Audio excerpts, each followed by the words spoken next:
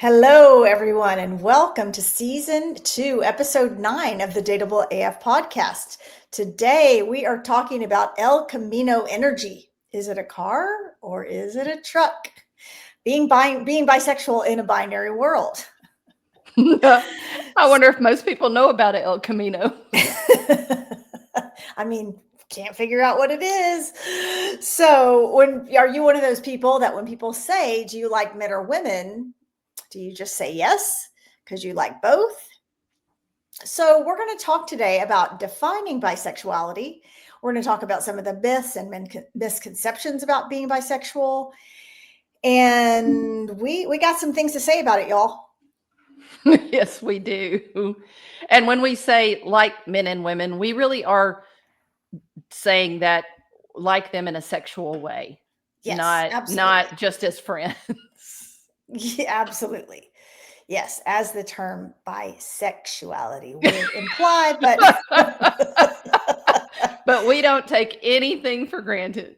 This is true. This is true. Because I think that some people, on a side tangent, I think some people have the misconception that lesbians don't like men. So, Oh yeah, completely they untrue. do, and it's not true. There are some. There's no doubt. There are some militant lesbians out there. True. Lesbian separatists that believe women should just stay separate from men. And quite honestly, probably separate from us too. That's true. I don't think they're in our target audience, but I could be wrong. So if you're a lesbian separatist, please give us a shout. Let us know. Go to Portland. They need you there right now. That's right. That's right. Okay. So Rachel, our in-house researcher, can you please give us a little definition of bisexuality? You always are asking me that. That's not what I researched was the definition of bisexuality. I will tell you what I've researched, but the definition of bisexuality is that you're fluid in your sexual preferences between men and women. Yeah. It just means you're into more than one gender. So, and it doesn't have to be a 50-50 split that you're, exactly equally into both genders. It also doesn't mean that you're confused. I think that is a common myth that people think bisexual people are confused about who they like. And I don't believe that's true at all. I used to think that really in my early years of coming out because I wasn't as aware as I am now of sort of how much more fluid that is. As we'll talk about that, I love this this idea of teasing that you might be greedy. So you just want to get to shop on both sides of the aisle. That's right. But there's nothing wrong with that. But I think it is true that people who identify as bisexual get the side eye. I think especially women who identify as bisexual get the side eye from lesbians. So we're going to unpack some of that for you guys today. I'd like to sort of ground us in the research that I did do. Thank you, Dr. Okay. Kyle. Well, please tell us what that is, for the love of God. Oh my God, she throws these questions at me. It's her. She's supposed to be answering that. Anyway, what I did do is just a little topical research and this came from the Pew Research Center, just about the percentages. What's very interesting out there is that 4% of adults identify as bisexual. And so what we're talking about, I want to just clarify this, is that the study that I looked at and the information I looked at, they were not really including the transgender population. So what we're talking about is just at least folks who, if they didn't identify as such, and in the research, so right? Cisgendered people, generally, 4% yes, of them in the United States identify as bisexual. Okay, right. Which is, interestingly enough, they consider 2% of the overall population gay or lesbian. Interesting. I know. Okay. And so they considered it in this research. They're saying it's like the second most popular sexual preference. Orientation after heterosexuality. Orientation. Yeah. Okay. Yeah. Which I never really thought about it that way. As we suspect, women are more likely to be bi than men, and we'll, I'm sure, throw a little light into that, but most of our listeners probably know that. And the younger audience, so this younger audience of Gen Xers really is where it started. They're at 11% of self-proclaimed bisexuality. So Gen X or definitely Gen Z? Gen X, I believe. It's what is the Gen X is 30 to. Girl, I'm a Gen Xer, so I don't think it's us. Okay, then maybe it's Gen Z. Maybe it is Gen Yes. Z. So it's below us, like in the 30. Millennials and Gen Zers would be my guess. There you go. Yep. Okay. I can't keep all those letters straight. Like, you have no idea. When I was doing this research, do you know that there are like at least 10 other types of sexual orientations? Oh my God, you wouldn't even believe what all they are. I have no idea. Yep. I didn't even know how to pronounce some of them. Anyway, back to the research. Or that'll be for a different episode when we have to bring in the words that Rachel can't pronounce. And it didn't even include the whole furry thing. That was not in there. So I don't know what So anyway, back to the research. So the younger, of course, 11% versus 4% is a big spread.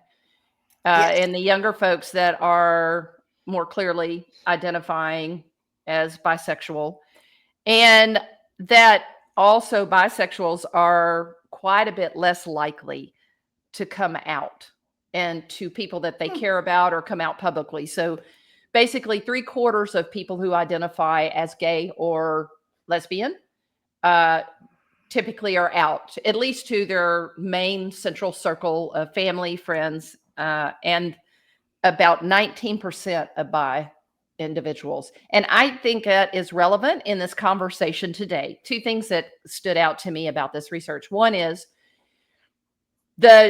how the increase in bisexuality presentation.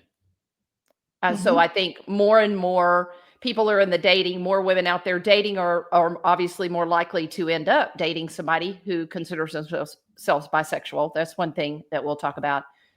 And then this other thing, that people are not out as much. And again, I think that impacts how you date and the decisions you make around dating, which we touched on last episode. But yeah, those I are think things it makes sense. Because if your primary relationship is heterosexual, but sometimes you feel attracted to same-sex people, then there wouldn't really be a need to come out necessarily. So I can see why the coming out percentage is lower. Yeah, makes sense to me. And I also think there might be other things that come into play there, because a lot more women are bisexual, and we also know a lot more women are coming out as bisexual. And I also think that, as we discussed in the last episode, a lot of women have been in bisexual relationships where they didn't necessarily feel comfortable coming out. So just all of those elements come into play. Yeah, that makes sense. So I also wanted to touch on the in our definition of bisexuality. There was a sex researcher in the 40s, and I think they actually made a Showtime show called Kinsey. This researcher's name was Alfred Kinsey, and he did a bunch of really groundbreaking work on human sexuality. And prior to his time, sexuality was mostly seen as binary, so you were either straight or you were gay. But Kinsey created this scale, cleverly called the Kinsey scale, that where he said that he rated someone as a 0 on the scale if they identified as exclusively heterosexual, so exclusively opposite sex attracted. And he identified someone as a 6 if they were exclusively same-sex attracted. And everything in between kind of represented the varying degrees of attraction to multiple genders. But the interesting thing was his research, and this is even back in the 40s, showed that most people, like almost everyone, falls somewhere in the middle, that most people did not identify as a 0 or a 6. And so this idea that attraction exists on a spectrum came into being really almost a century ago. And many people just didn't have experiences that validated these labels of either being straight or gay. Funny you mentioned that. I am familiar with that study and that work. When I was looking at this research, I came across a study that was done. It was in reference to that very study. And they did, and you'll know the name of it. It's the sexual tool they use to measure people's sexual body responses. Oh, it's called a Plethysmograph. plethysmograph. Plethysmograph. It measures body flow to your genitals. Yeah. Yes. I mean, sorry, blood flow. Sorry, Blood flow. Blood flow to your genitals, body flow. Yeah, same. So, the gym. Something's measuring something in your genital area. Yes. And so the fact is that people would claim that they were fluid and more in the middle around their attraction. But when they were hooked up to that machine, the genitals were hooked up to that machine, there was actually a very distinct difference in what their responses. It was much more to one or the other. The machine does not lie. So I'm just saying. Yeah, that's interesting. So thinking about also how you define things along that scale, I believe Kinsey's research defined that by behavior. Mm-hmm. So if you had any kind of sexual encounter with a same-sex person, I think that was a part of what he used to place someone on the scale. When I was in my doc program, one of my professors said he had a different idea about it, that he thinks that you should base it on what you fantasize about when you're by yourself. Oh. So I could probably be put in prison for that. But Rachel, for the love of God, please clarify. Unless you're fantasizing about children, which, my God. No. I don't know what else you're going to go to prison for. I'm absolutely not into children. Let me just put it out God, I hope that gets edited out. Oh my God. Just couldn't help it. Y'all, we're going to have a whole separate episode to find out what Rachel's fantasizing about that's going to send her to prison. Wow, I didn't see that one coming.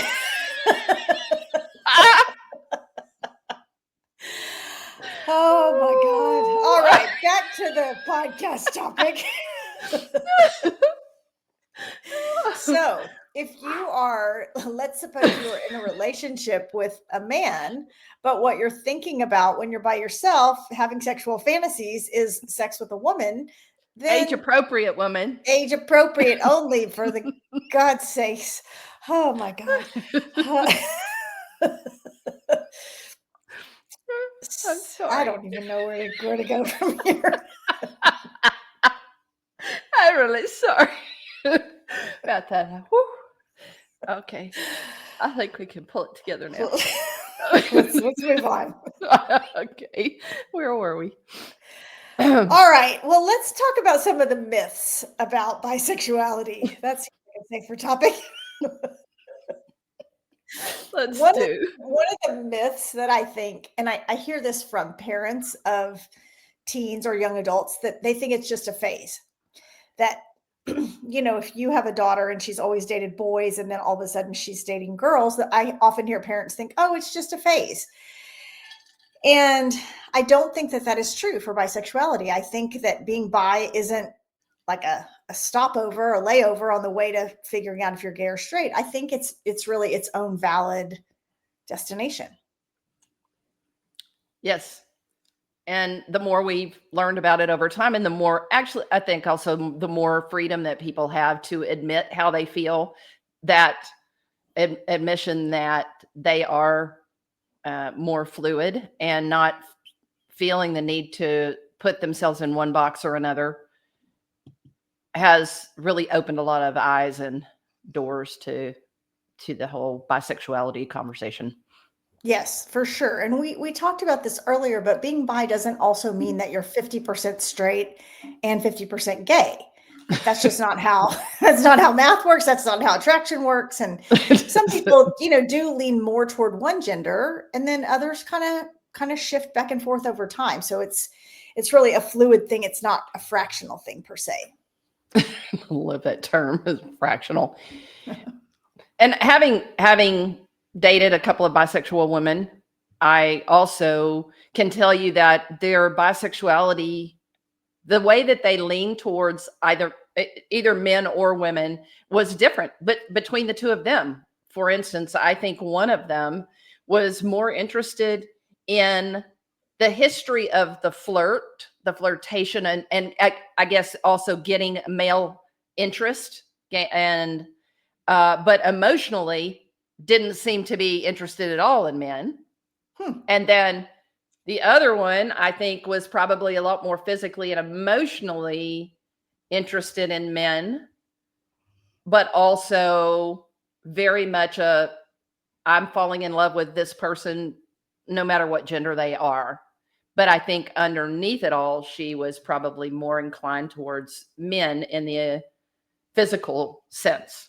So that's a good point that you're bringing up too, because when we think of sexual orientation, we do think of physical attraction. I think that there's another piece that doesn't get talked about as much, and that is homoromanticism, which is you're romantically attracted to the same sex partner.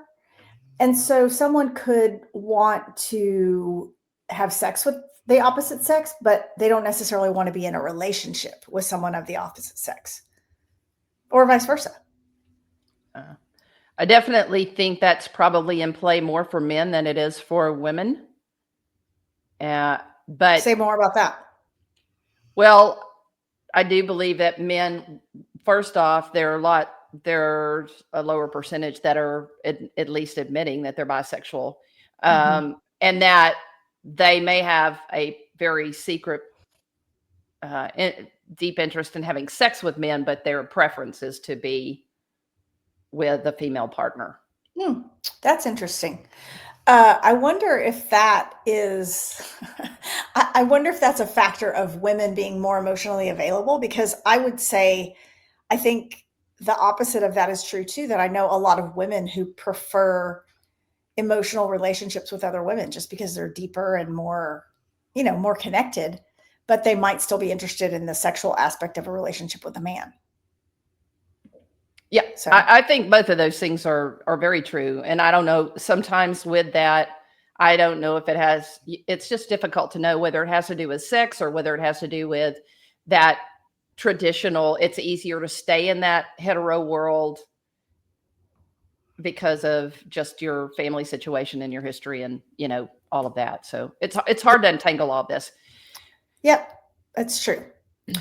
So another myth that I think we hear a lot about bisexual people is that they're confused. And this is really not true at all. I think a lot of times bi folks are clearer than ever, like they're clearer than other people, because they don't feel the need to limit themselves to just being attracted to one gender. So it's really difficult as a garden variety lesbian. It is very difficult sometimes for me to step back and believe that someone can really be that without a preference. Yeah. What do you think makes that hard for you to believe? Well, I think because I find men and women emotionally and sexually so different, that the experience that you would have on either side of that, to me, is so completely different. And that there's not that some people actually just like both things just as much as, This is true. This is true. But you could like mashed potatoes and really spicy salsa. Those are two different foods, but you can like them both. Yeah, I guess so. It's just my bias. So another myth, though, about bisexuality is that the person will end up picking a side. And I want to be clear about this, that being in a relationship does not erase your sexual orientation.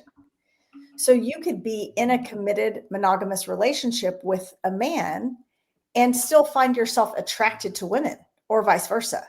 So a bi person who's dating a man or a woman is still bi, even though they've picked a person to be in a relationship with. It doesn't mean that their attraction is strictly to that gender. That really leads back to the conversation we had in our last episode as it relates to dating, is Okay. that I think that makes the dating situation very interesting and requires a lot of communication if someone is truly bi and that they've made a decision. Let's say they've made a choice that they're going to enter a relationship with a woman, but they still have sexual attraction to men, that they are very strongly in check with the decision they've made to be in a relationship with a woman, and not over here wishing that they, or getting pulled over towards that. Yeah. Yeah. And this is a really great topic, because if you have an agreement with your partner to be monogamous, then it shouldn't matter whether you're bi, whether you're hanging out with men, whether you're hanging out with women. But I would say the vast majority of heterosexual people I know are not comfortable with their partner having opposite sex friends. And I mean, it's such an interesting concept, because, lesbians are attracted to women and we still have women friends. And so we go on trips with our female friends, or we go to dinner with our female friends. I don't think the same thing happens in heterosexual relationships as much, that if I'm married to a man, I'm probably not going to go on a trip with my male friend and have my husband be okay with it. But the bottom line is, if you're in a monogamous relationship, are you committed to keeping that agreement? And it shouldn't necessarily matter if you're gay or bi or straight. And if your friends are male or female or non-binary, you got to keep your agreement to be monogamous if you've made that. I would not have thought about it that way, but that is a great way to look at it. And you're also think it begs the question of thinking a little bit more openly about how your willingness to be sexually open with your partner, so that maybe you fill up that relationship with a lot of fun things that give that other person some things that maybe they want sexually, that float a little bit outside of the norm. I don't know. Yeah. Do you think that someone who's bisexual would be more likely to cheat? Because I think that's another myth that people believe sometimes. I don't think so, as long as they're very solid in where they stand around relationships and their bisexuality. That's the thing, is that if they are going in thinking that because if they're with a woman, that they're not going to still have those feelings, and then all of a sudden they have those feelings, and that's confusion, that's problematic. But if they know going in that it doesn't, like you said, it doesn't change their attraction necessarily, but the way they're going to act around that is what counts. Yes, absolutely. That you're almost inevitably going to be attracted to someone else while you're in a relationship. But do you have a commitment to not act on that attraction? Seems like the most important piece. Yeah, I know. That's a lot to think about. And here we are again talking about dating, folks. And it is hard enough just to decide who you're going to swipe on and go out with them. And then now we have all this. That's true. It's a lot. It's a lot to consider. It is a lot to consider. So speaking of dating, when you're bi, I think that there are some binds that bi people experience that gay people do not. And one of those is what's called the double closet. So I've heard people who are biracial talk about this, that they don't feel gay enough for queer spaces, but they don't feel straight enough for straight spaces, or kind of like mixed race people don't feel black enough for black spaces, but they're not white enough for white spaces. And just that feeling of hovering in between and not necessarily feeling like you have a community that embraces you. I would venture to guess that the younger population does not deal with this as much as Yes. our group of individuals. Yeah, I think you're right, because I think that the Gen Zers just grew up with bisexuality and or fluid sexuality being a thing, that nobody really thinks twice about it. And I mean, we talked about this with our coming out topic too, that I think sometimes now it's not even like a big coming out, like a sit down, I've got to tell you something. It's just like, well, yeah, I think I'm going to date this girl, or I think I'm going to date this boy. So I think that the younger folks have it easier. Well, the whole idea of if someone is bisexual, they pick a partner and then they stay in that relationship. I do think it's interesting that sometimes we assume that they're no longer bisexual. Yep. I think that's true. It's like, oh, you've picked a side. Yeah. I have actually a few clients that are in that situation, that are married to someone either same sex or opposite sex, and people just assume that that's their sexual orientation. And they, in fact, identify as bi. Well, so let's talk a little bit about the navigating rejection, and the fetishization. Yeah, because I think, well, some lesbians I know would sort of reject someone out of hand if they found out they were bi, because I think they're scared. And I think that rejection is something that bi people do have to face, that there's something about someone who is gay or straight that sort of feels scared and wants to reject you if you identify as bi. I've definitely been in that position of experiencing that with, like I said, 2 different dating partners. But one is probably more bi than the other, and the one that is more bi than the other is the one I was least concerned about. Yeah. Because I felt, to our point, that she was very clear if she's with you, she was very comfortable in her bisexuality of and being with a woman.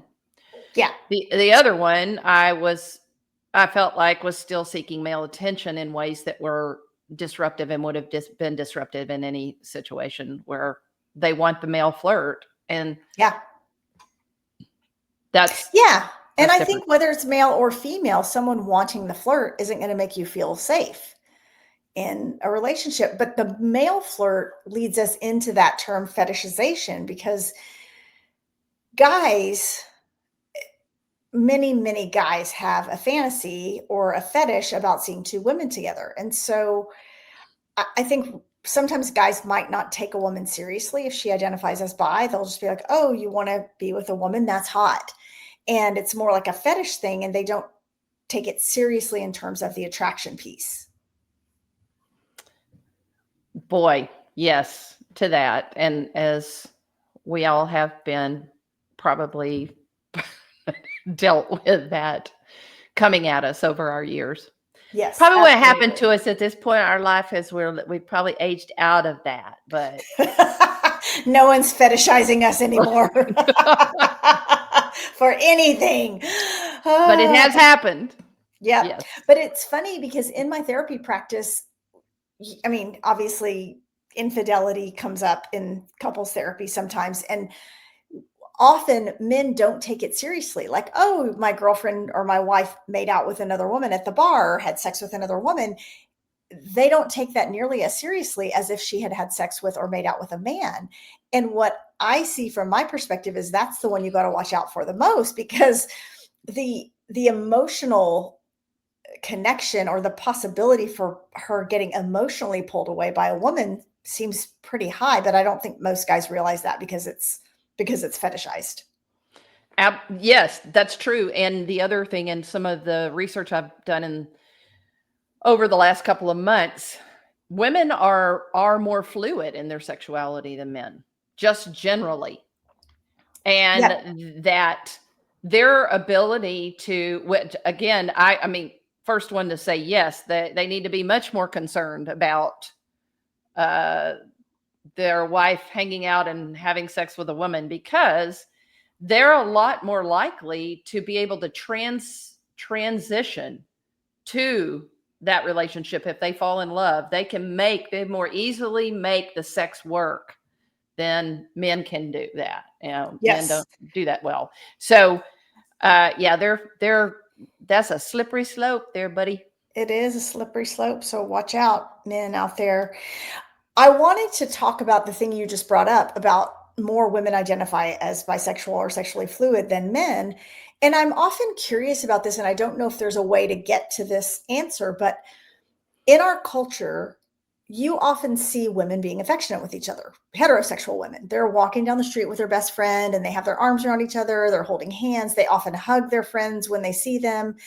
And so it's not a big leap to think about women being sexual with other women. But in our culture, men do not do that.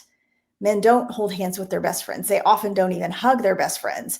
There's not that physical affection between men. And so I wonder if men don't allow themselves to even consider the possibility of being attracted to other men because of our culture, or if they genuinely are not attracted to men. Well, we talk about metrosexuals, and I believe that there are probably more of those out there than, and more guys willing to talk about those, younger guys willing to talk about that now. And I think some of the younger guys are more affectionate. But generally, that's still a taboo thing, I think. Yeah, I think so too. And I had one of my professors, again, in my doc program, that he was kind of a cranky old gay man. And he said his theory was that men are not very often bisexual. And he said, I've never seen a bisexual, in quotes, man leave his wife for another woman. Mm-hmm. So in other words, if you're identifying as bi, you're probably that's just your springboard to coming out as gay. That was his theory. I mean, I think everybody's got their own ideas about this, but men rarely admit to being bisexual in our culture. I could subscribe to that. That makes sense to me. That's probably pretty true, I would guess. Yeah. So I do think that bi people are getting a little more visibility in pop culture. I am not a big participant in pop culture, so I'm not necessarily the best to spout out facts or celebrities along these lines. But I know that you see it more often, I think, on TV, and in the celebrity circles, that it's okay. Like you'll see women kissing other women at award shows and things like that. So I think bi visibility is becoming a little bit more prominent. Well, then when you look at Congress right now, there are 12 or 13 congressmen and women that are out. Okay. As well, Queer. as queer. Okay. But there's only one woman in that whole group of 13 that is gay. I mean, is a bisexual. Or that's identifying as bisexual. Identifies as bisexual. Yes. Okay. Openly. Yeah. So you can kind of see it represents a number there. Still we are sadly represented people, if we are still woefully underrepresented up there. But anyway, to that point is the congresswoman out of Arizona. Okay. So it's happening slowly but surely. So as we are wrapping things up today, there are a few takeaways that we want you to think about. And the first one of those is own your own story. So whether you are straight or gay or bi or pansexual or any other sexual orientation, own your own story, that you don't owe anybody a label, you don't owe anyone an explanation, but just be true to yourself and your desires. The more that you can talk about it and really articulate how it works for you, the better people are going to understand it. So also just find, buy inclusive spaces and community. And I really do believe the more we have confidence in who we are and the more that we can articulate who we are, then the more spaces you will find that are welcoming to you, whether they Yes. are bi spaces or gay spaces, whatever. Yep, I think that's true. And if you're dating someone who's newly out, or if you're dating someone who's questioning, or if you're dating someone who identifies as bi, try to lead with curiosity. So don't jump in with a judgment, don't jump in with assumptions, but just try to be curious about them and get more information, ask some questions. So I'm just going to address from last time when I said that if I was going to date somebody and then they were just coming out, that I would run screaming the other way. So I would like to say that we all us gay people have a role out there, because if we have more and more brothers and sisters that are trying to come out of the closet, so to speak, or at least, exploring their bisexuality with a different sex than they are currently with, then we have to step up and take one for the team, because they need to come out with someone. Okay.